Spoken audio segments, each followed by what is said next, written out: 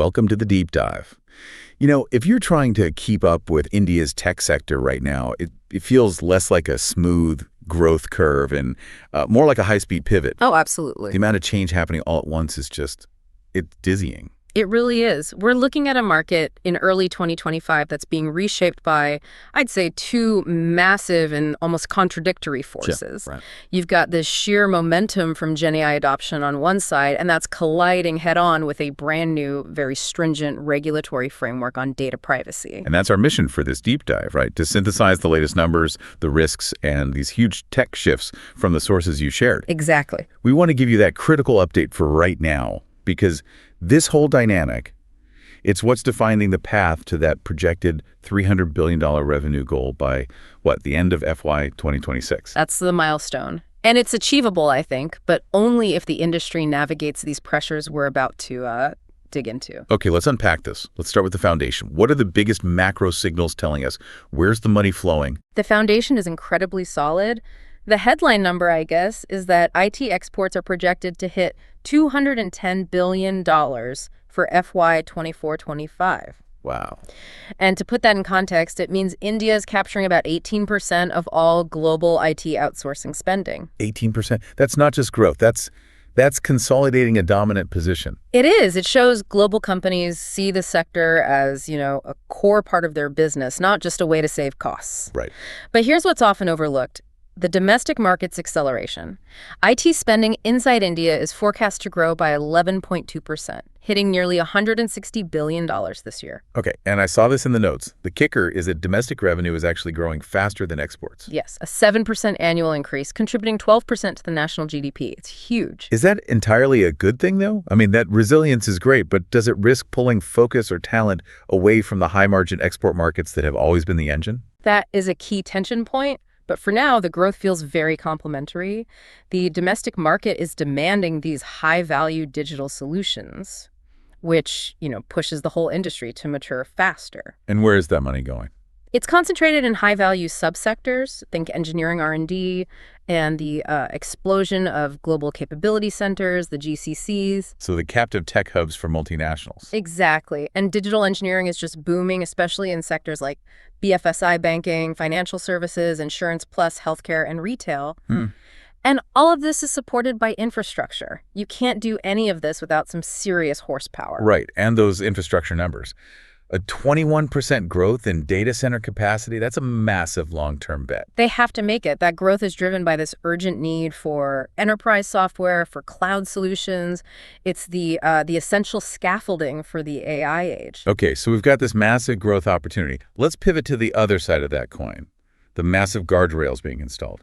We have to talk about the DPDP framework. The Digital Personal Data Protection Framework, yes. It went fully live in November 2025, and it feels like a complete game changer. It's a profound, non-negotiable shift in how everyone operates. We're looking at the DPDP rules 2025, which finally implement the Act from 2023. And the whole idea is this SIRAL approach: simple, accessible, rational, and actionable. It's explicitly citizen-centric. That's the entire design philosophy. Now, for anyone following this space, they'll know about the data principle and the data fiduciary.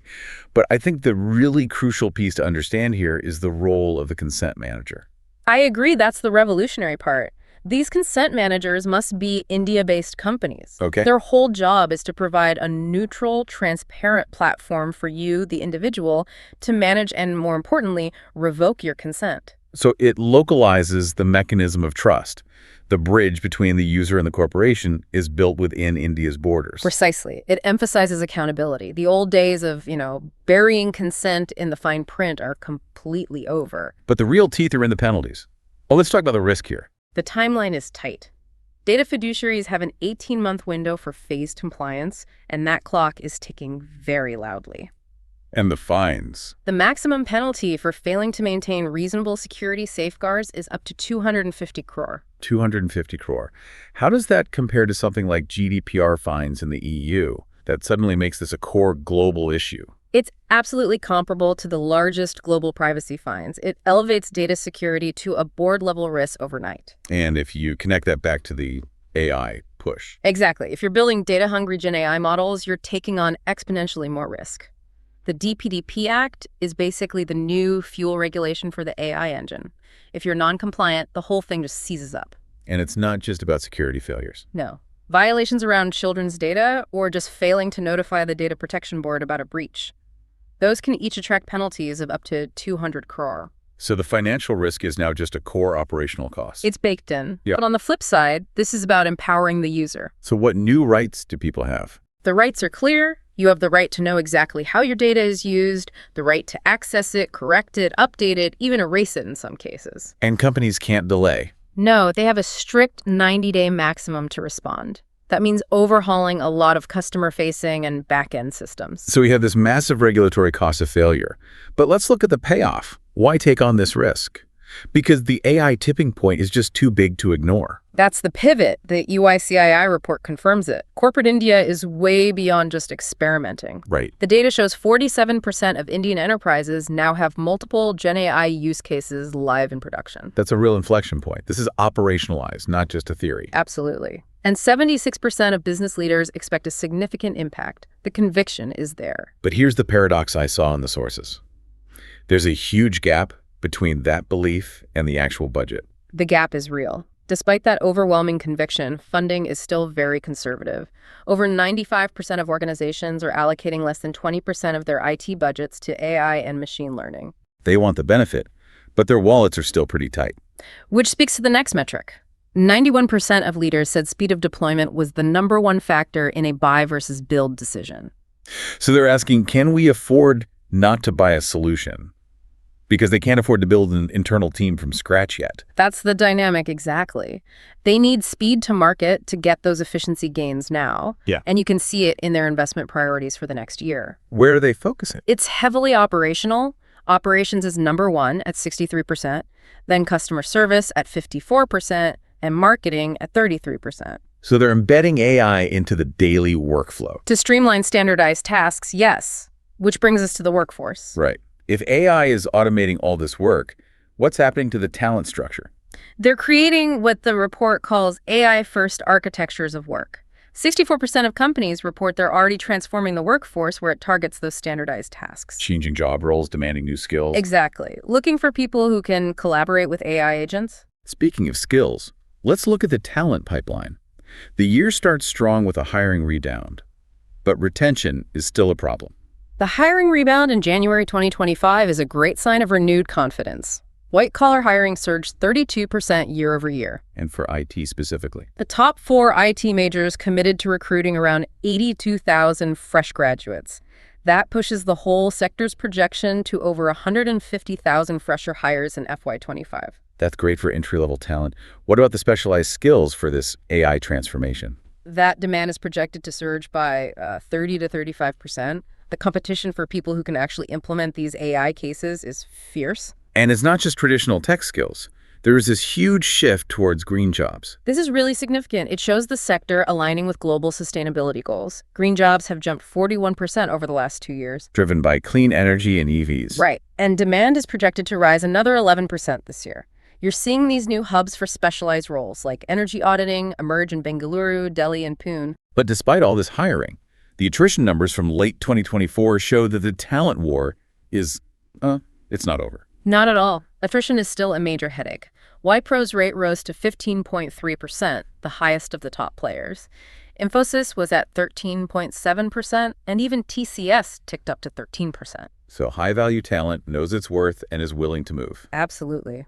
Especially in those specialized AI and cloud domains. And you can see the strategic rebalancing in the headcount numbers, too. Right. Some firms adding people, others making targeted cuts. Correct. Infosys and LTIMindtree were adding, preparing for big deals. But TCS, Wipro, they saw some reductions. It shows a focus on productivity through AI, not just hiring more people. Okay, let's zoom in on a really fast-growing niche. We have to talk about SaaS. India's SaaS market is just. It's a global powerhouse. It's recording 30% year-over-year growth. And the long-term projection is something like $63 billion by 2032. A $62.93 billion projection, yes. That's a 27.3% compound annual growth rate. A CGR of 27.3%. I mean, that's a market that's basically doubling every 2 to 3 years. What's driving that kind of explosion? It's a mix of factors, but it's mainly talent and innovation speed. India has one of the world's largest pools of STEM graduates. That talent is the engine. And they're feeding that innovation directly into products. Especially with AI integration. You see it with companies like Freshworks in customer service or Postman in API management. They're setting the standard. And that kind of growth has to lead to consolidation. All right, it does. Okay. NASSCOM thinks we could see around 50 SaaS unicorns by 2030, and we expect a lot more M&A activity as bigger players look to just buy successful AI-enabled products instead of building them. Let's pull the lens out one last time to geopolitics, because this is a major update. India's role seems to be expanding beyond services and into the actual supply chain for silicon. This is a signal of a deep, long-term alignment. The U.S.-India partnership took a huge step forward. India has been invited to join the U.S.-led Pax Silica initiative next month. And that's a group with allies like Japan, South Korea, the UK. And Israel, yes. It's a critical strategic partnership. Why the name Pax Silica, and why is it so important now? Pax Silica. It's all about securing the global silicon supply chain. It's a direct response to, global vulnerabilities and geopolitical friction. So by joining, India moves up the value chain. It moves from being a major software developer to a trusted partner in the entire silicon ecosystem, from design to manufacturing. It centers the relationship on foundational tech security. It's a transition from trade talks to deep strategic alignment, a huge shift. Absolutely. It shows that as the world hinges on AI, both nations need to work together on the fundamental building blocks like supply chains. Okay, to ground all of this, let's quickly run through the titans driving these shifts based on the latest market cap data. Sure. TCS is still the largest, with a market cap over 11.26 lakh crore. They're focused on AI and cloud, and just reported a massive $30 billion in revenue. And Infosys is number 2. Second largest, leveraging a huge global client base. Most of their growth is coming from digital services. And we can't forget the powerhouse that is LTI Mindtree. Right. That merger gave them immediate scale and expertise. But what's also interesting are the niche players, like Oracle Financial Services. OFSS. Yes. Because they're a product company focused on high-margin banking solutions, they consistently rank extremely high, much higher than many pure service firms. So bringing it all together, what does this mean for an executive right now? We've got incredible confidence. 77% of CEOs expect higher growth. But that's now paired with this intense regulatory pressure from the DPDP Act. It means success now depends on mastering digital trust. You have to implement AI strategically to get those efficiencies, but you also have to address the massive talent gap. 59% still report a shortage. So growth is now inseparable from compliance and trust. Exactly. Strategic AI and deep digital trust. That's the future. A fantastic deep dive into the sources you provided. It's clear the industry is navigating one of its most complex periods ever. My pleasure. We talked a lot about how the DPDP Act is revolutionizing privacy for companies. But here's a final thought for you to mull over. The Act didn't just create new rules, it actually revised a part of the older Right to Information, the RTI Act. This revision officially aligns the law with the Supreme Court's view that privacy is a fundamental right. But the RTI Act still exists to guarantee national transparency. So how will this clarification balance the demands of transparency with the new demands of individual privacy in the years ahead? Especially when the RTI Act still permits public interest disclosure when the harm is outweighed. That is a deep legal and societal question for this new data-driven age.